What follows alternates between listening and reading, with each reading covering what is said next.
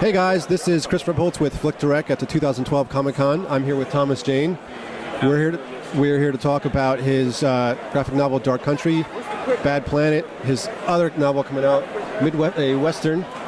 Well, the Western's a movie. It's called A Magnificent Death from a Shattered Hand. I'm directing it this fall. Nick Nolte's starring in it. Jeremy Irons is coming in. I'm going to play a part, and we're out to some other actors now. But Western with Nick Nolte. I wrote it for Nick, and he loved it, and I'm really proud of it. So we're getting that together now. We need $2.5 million more. I've got the whole. I got about 80% of the budget. I need another 2.5, and then we'll be ready to roll. So any of you oligarchs out there who always wanted to see a Western, give us a shout at Paradigm. Now, how did you get involved with wanting to do a Western? Was it something you always wanted to do, or have you been thinking about it for years? I'm a fan of all the genres, you know. I mean, I love a great horror movie. I love a great musical, to tell you the truth. And a Western is something I've been watching with my dad since I was 8, and I actually read a script by a young writer named Jose Prendes, and it was a Western, and all the characters in it were really iconic and great, and I optioned the script from Jose, and we worked on it for about a year. Wrote a lot of it myself, and we really turned out with a really great script. You know? And my dad, being a fan of Westerns, and the script is a homage to old school characters like my dad, you know, and Nick Nolte being one of my pop's favorite actors. That's who I had in mind when I wrote the screenplay, and it really just turned out like a hummer.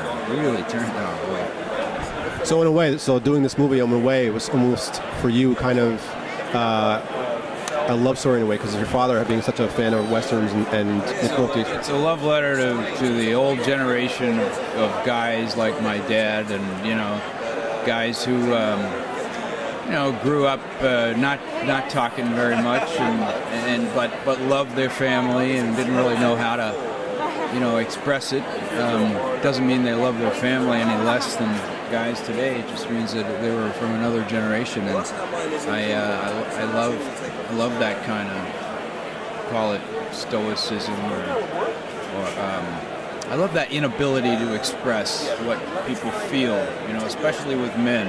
You know, men feel just as much as women, but we have trouble expressing, you know, that in words or even in gestures.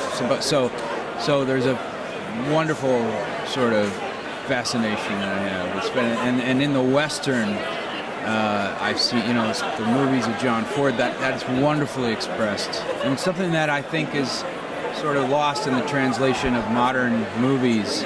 But one of the great charms of John Ford and even Sergio Leone were watching these guys grapple with emotions in life and in ways that really, you know, they got in over their head.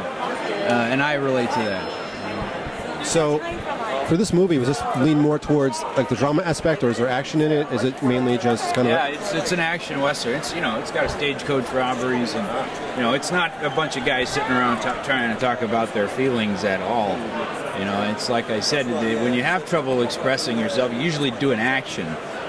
And great action movies are motivated by strong emotions. You know, like Die Hard, it's all about his wife. You know, and any movie, that's what motivates us. So you know, if you can find that trigger, you have the makings of something really powerful and strong. So it's an action movie. It's a thriller. It's a western. You know, it's got shootouts and you know, rope guys hanging from the end of a rope. All kinds of fun, good stuff. Whereabouts did you guys shoot this movie? We shoot it in Monument Valley. Yeah, something that hasn't been done since John Ford's movies, and to bring Monument Valley to life with the new modern lenses and modern cameras, I am really excited about. about this film. We have a panel on Saturday night where we're going to be showing the director's testimony, my film testimony about what the film is and what it could be, and we're showing old clips from old westerns. We really put together a really neat reel that we'll show on Saturday night at 7:30 in room 26AB. We're also Tim Bradstreet's going to unveil a new Punisher skull. That's going to be really, really cool. He's got a really beautiful, I think probably the best Punisher skull that's to date that Tim created. And we're also going to be unveiling a short film, and I think people are going to be really excited to see. Can't say anything about the short film other than it stars me and Ron Perlman. Very nice, very nice. Enough, I think. It's wonderfully put together. I'm very proud of it. And it's never been seen before. Saturday night at 7:30, room 26AB. You'll get to see it. So tell me, going back to the Western you're doing, tell me a little bit about the plot as far as obviously you said there's a stagecoach robbery, but overall, what's the main, storyline as far as what we're going to expect to see? I don't like to say too much about this kind of stuff, but, because I love the surprises that are inherent in movies like this, but I'll tell you that there's a lot of elements of Treasure of the Sierra Madre. I draw heavily on references from other movies, other great westerns. I'd say that my character's father committed a terrible robbery when he was a young man, and the gold was hidden, and there's a map that's been lost for years, and my character finds this map that supposedly leads to the stolen gold his father stole as a young man. His father's now a preacher, he's completely converted. This event changed his life, and it's haunted him for the rest of his life. So my character takes on this map and goes on the journey to find his father's stolen gold, and put together some answers about his own past and his own life. And along the way, he encounters a whole group of interesting characters. Mainly, he rescues this woman that's been kidnapped by a group of miners who are pissed off at the mining company, so they steal the owner's daughter and hold her for ransom. Well, Jonas stumbles into this and he grabs this woman, but and he kills the miners. But the guys chasing the kidnappers don't know that. So now you've got the guys who are originally trying to get the owner's daughter back. Now they're chasing Jonas because they think Jonas is the one who kidnapped her. In a way, it's almost like kind of like mistaken identity in some ways, because they think you're one way, you have your own ends as far as what you're trying to do. That's right. He's doing his own thing, and he doesn't really want to get involved with his woman at all. He wants to drop her off in the nearest town and go about his way. He's just doing the gentlemanly thing, rescuing the girl in the desert. He's encountering a bunch of motley characters, and they're probably going to do unseemly things to her. So he dispatches them, and now he's got this girl on his hands out in the desert. And he's got the posse that's chasing the kidnappers now after him, And then cell phones didn't exist back then, so he couldn't call him up and say, "Dude, I'm not the guy, Give me some of a reward or something." So it's really fun.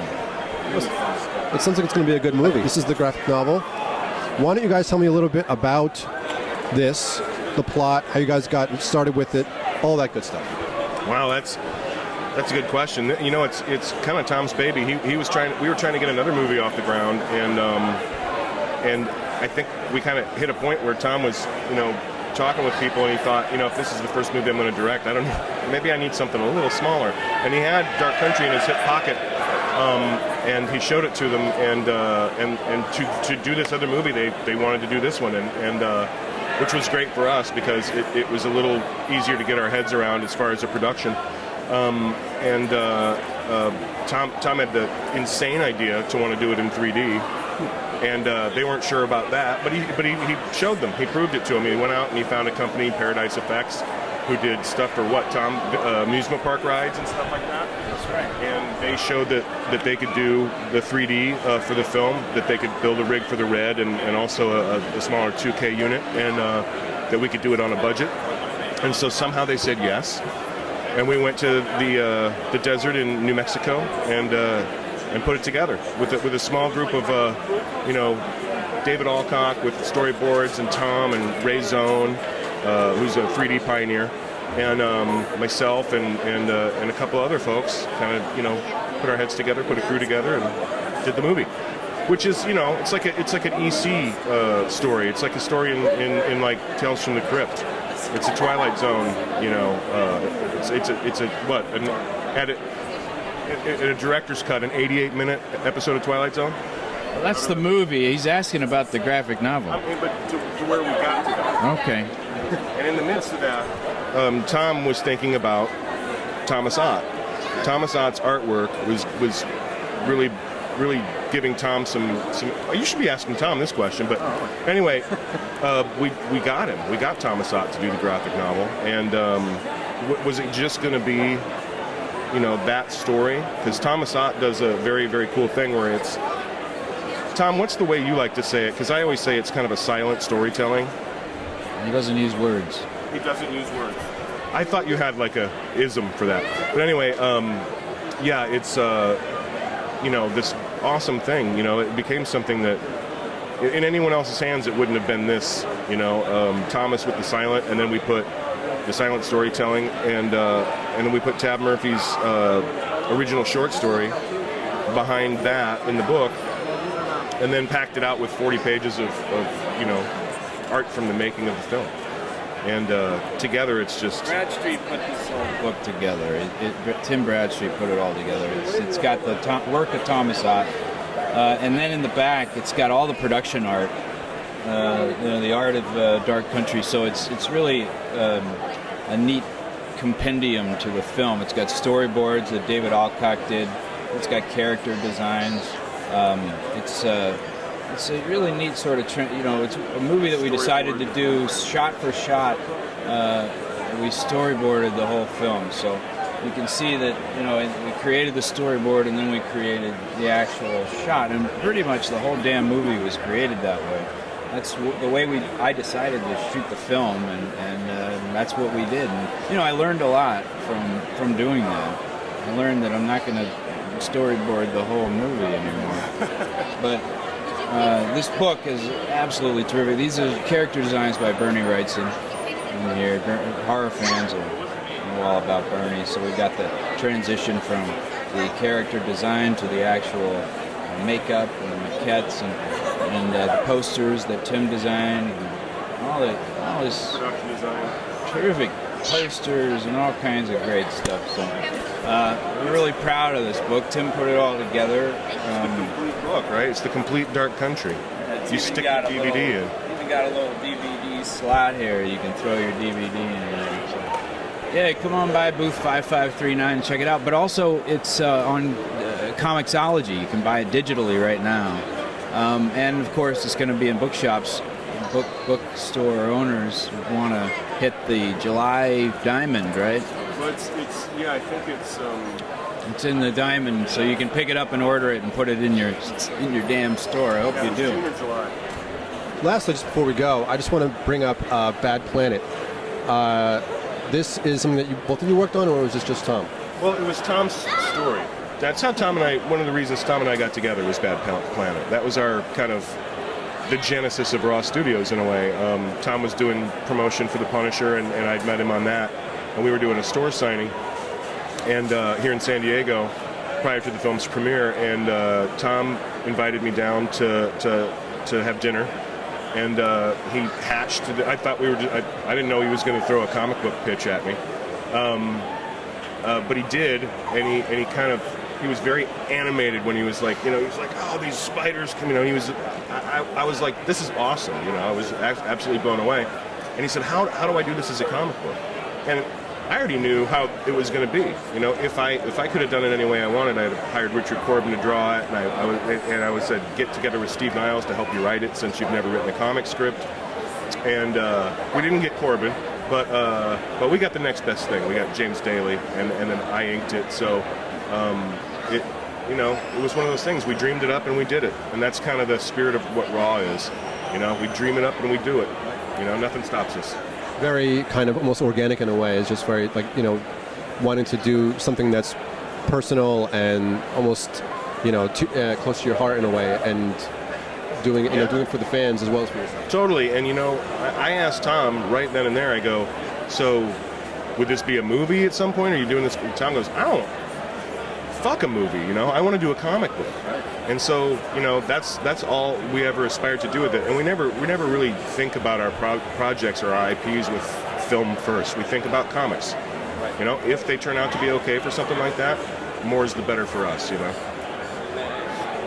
when you're making a story, if you're telling a story with the mind of making it into a film, then you're not going to keep budgetary constraints in mind. You're not going to go flying around the universe or have too many different planets or have too many different aliens or locations. So that's something that you will take into consideration when you're making a story and you're intending it to be a movie. So we took that idea and threw it away.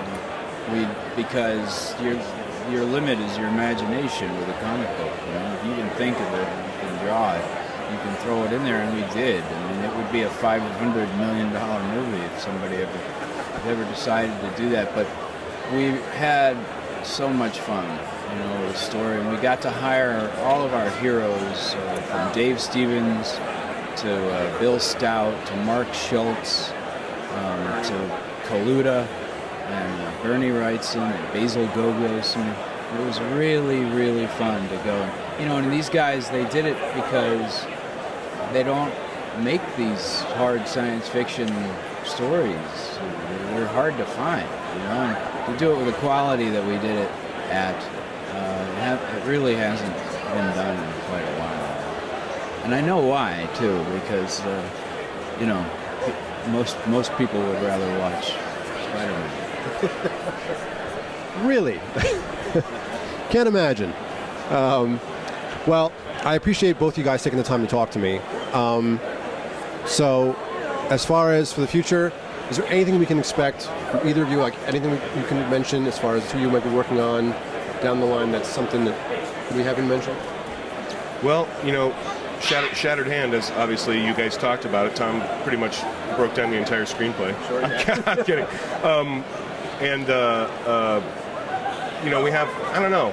It's a little. We got the video. We have a video game, A Bad Planet, that we're working on right now that we're absolutely over the moon about, and we're crowdfunding it because we want to, be in charge and call the shots and, have the game be us, unfiltered, and not, some studio version of what Bad Planet should be.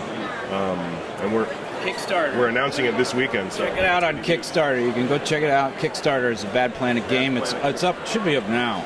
In fact, it is up now. So go check us out. We're going to announce it again at that panel on Saturday night, 7:30. Punisher fans don't want to miss it. Movie fans don't want to miss it. Western fans don't miss it. We're expecting a big crowd. We may have to run it twice. So, be prepared. If we do show up and there's a huge line, what we're going to do is we're going to cut the audience in half, go in, do a quick half-hour panel, and then turn it over and do another quick half-hour panel so that everybody gets a chance to see what we got. So, 7:30, room 26AB. See you Saturday night. All right, so it sounds like you guys got some good stuff going on this weekend.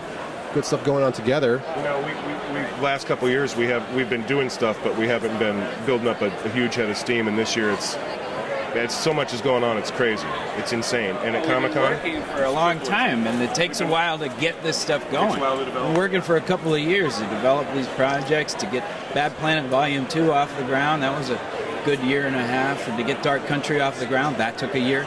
So what's neat about this year is that this is the fruit year. We've been everything is bearing seeds. fruit. Yeah, we've been sowing seeds for a couple of years now. we're really excited about this year because we got all kinds of things that are now popping and that that fans can enjoy. So it's an exciting year, buddy. Very nice. Thank you. Well, it was great meeting you both. I really appreciate you taking the time to talk to me, talk to Flick Direct. So, for this weekend, Saturday night, check out Tom talking about his movie. Tom, say it for me again. A short film starring me and Ron Perlman. Bradstreet's going to unveil a new Punisher skull. We're launching the Bad Planet video game. But mostly, I really want you to check out the film that I did with Ron. Nobody's seen it before. We've got all kinds of neat surprises for you, and we'll see you Saturday night at 7:30. It's called the Raw Studios, or is it Spotlight on Raw or something like that? You can find it in the damn program. Raw Studios Past, Present, and Future, actually, I think is what it's called. And Magnificent Death from a Shattered Hand is the Western. Thank you. So, this is Chris Rebels for Flick Direct at San Diego Comic-Con. Tim Bradstreet, Thomas Jane, signing off. Have fun, guys. Have fun.